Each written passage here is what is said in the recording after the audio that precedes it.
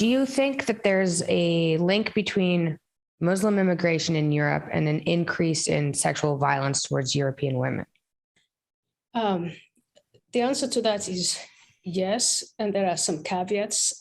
My latest book is called Pray, and the subtitle is Islam, Immigration, and the Erosion of the Rights of Women. The answer, my uneasy answer to this is yes. The caveat is not all Muslim men are misogynists, and not all Muslim men harass or attack women or treat them badly. But there is a minority, and that minority is considerable. And that minority of very young Muslim men have come from societies where women are viewed differently from the way they are viewed in Europe. And once they come to Europe, they start to behave in ways that are hostile to women. Sexual harassment, rapes, gang rapes, even syndicates or grooming gangs that prey on young girls. Now, what has Islam got to do with any of this?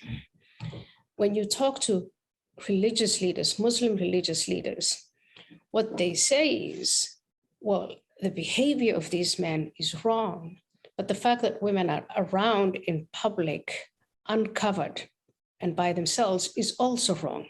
So then they propose solutions that are Sharia-based in Europe. That's one. Number two, women are divided into those who are good and modest and those who are bad. And bad women, whether it is within Islam or within the tribal culture that some of these young men come from, women who are regarded as bad are regarded as unprotected. Unprotected meaning unprotected by male guardians.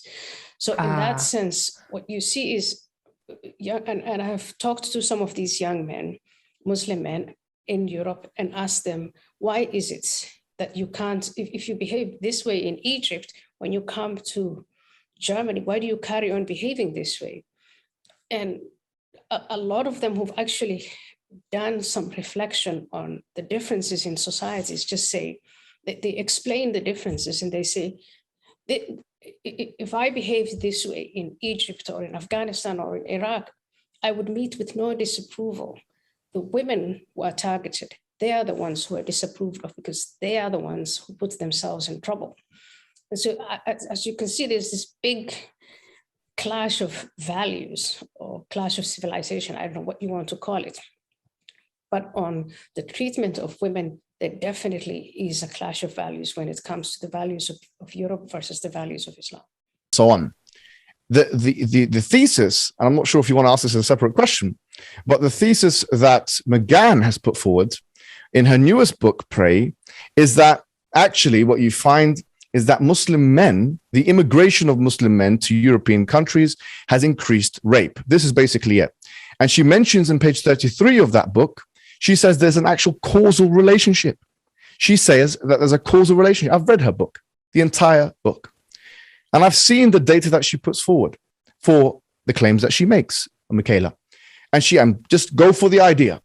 The idea is that Muslim men immigration coming into European countries causes an increase in rape. That's what she is saying. Now, look, she mentions, what is the data that she mentions? She mentions data from about 5 European countries, including but not limited to the United Kingdom, France, and Sweden. Now, what she then states is that there's evidence for a causal relationship in page 33. What is this data missing? Michaela, this data is missing. This data has everything going for it, in fact, except for the evidence. Because this data does not even have that these men are Muslim men. And that might be a surprise and a shock to you. But this data is about where these men come from. So, for instance, she cites that these men come from Africa, from subcontinental Asia. But you will know, and I'm sure your viewers who are clever people, who have been educated at a minor level, will know that Africa is not a Muslim continent. The entire continent of Africa, there are many Muslims in it, and there are many Christians in it. So the data is not conclusive. In fact, it doesn't even show anything. It just shows that people coming from Africa, there's an increase of people coming from Africa, and then there's an increase also in rape. Okay, well, we tried the same methodology, Michaela. I actually tried the same methodology with Latin America and America, the United States of America. So people coming from Latin America, which are not Muslims, as you know, and when they go into America, the United States, there is also a correlative increase in rape. Now, we can't say just because there's a correlative increase in rape, and this is a fallacy, by the way, that therefore the causation is those people. But even if we did say that, well, Latin Americans are not Muslim. Latin Americans are Christians. And therefore, the most part, very small Muslim minority, very, very small and negligible Muslim minority. And therefore, the whole thesis collapses. She even mentions, and she lies through omission by mentioning data from the World Health Organization. And she is a liar, by the way. She's a liar. She lied to the Dutch parliament. She lies by omission by mentioning the WHO, the only I know, the only data that has that the WHO has done on rape. And she mentions certain things about Africa. Once again, it's not even a Muslim continent in its entirety, and subcontinental Asia. But what she doesn't mention is that according to the WHO, that same report that she mentions, but she omits this part, according to the WHO, that stranger rape is highest in what they call the high income areas, which is the West. So in other words, stranger rape is highest in Europe, or if you want to generalize, Europe and America and Canada, where you're from. So wait a minute, what's going on here? The whole thesis starts to be destroyed. And of course, as I've said to you before, and I'll say to you again, Islam prohibits premarital engagements between men and women. How on earth can you get a thesis that says Islam, and she mentions the word cause, and it's a fallacy, causes an increase in rape for Muslim men to non-Muslim women, where Islam limits it to the highest level? Stranger rape, funny enough, according to the WHO, is lowest in areas which are most populated by Muslim people, like the subcontinental area. And of course, they say that's because the cultural reasons of a woman coming out and all that kind of thing. That's their analysis, but that's not their data. Furthermore, if it was to do with the jurisprudence, then we know that Orthodox Jews have a very similar, if not more strict, way more strict kind of jurisprudential tradition when it comes to the interaction of men and women. However, I will tell you, Michaela, despite that being the case, we don't see that is causing any rape within Jewish communities or Jewish men doing that to non-Jewish women. She mentions in one of her interviews that she does, she says that therefore Muslim people need to be taught how to be egalitarian. We believe in a complementarian system where there's a managerial hierarchy and the man's at the head of it. We do believe in that, Michaela. We're not going to lie to you. In the households, we believe that's the only way we can do it. However, she's saying no. She's trying to impose a feminist narrative, which you should be opposed to, and your father is already opposed to.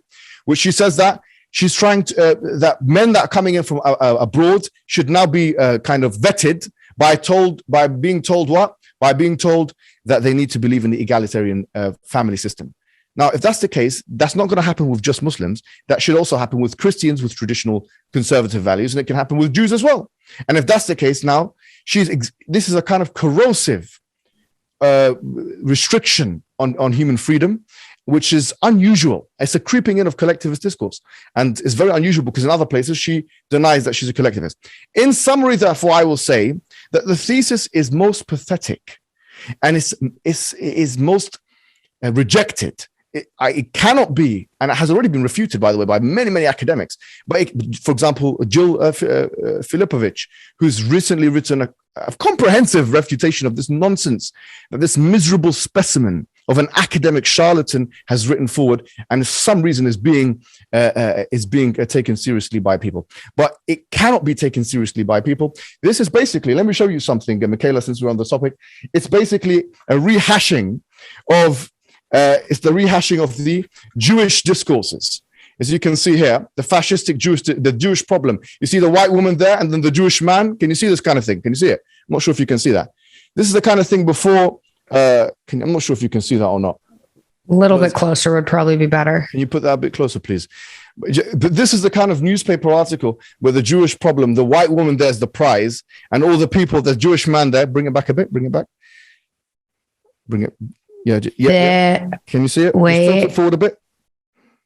Like that. Can you see it? There's a white woman there and a Jewish man on the side. This is before what happened, the pogroms and whatever happened. This is the discourse. She's just rehashing a fascistic discourse. And being academics and clever people, we should, I'm sure people in the neoconservative movement or the alt-right or whoever it is in America and in the West will be able to see this for what it is. It's nonsense. It's academically redundant. And it is the most ridiculous thesis I've ever seen in my life by someone who has no peer-reviewed work and should not be taken seriously by anybody.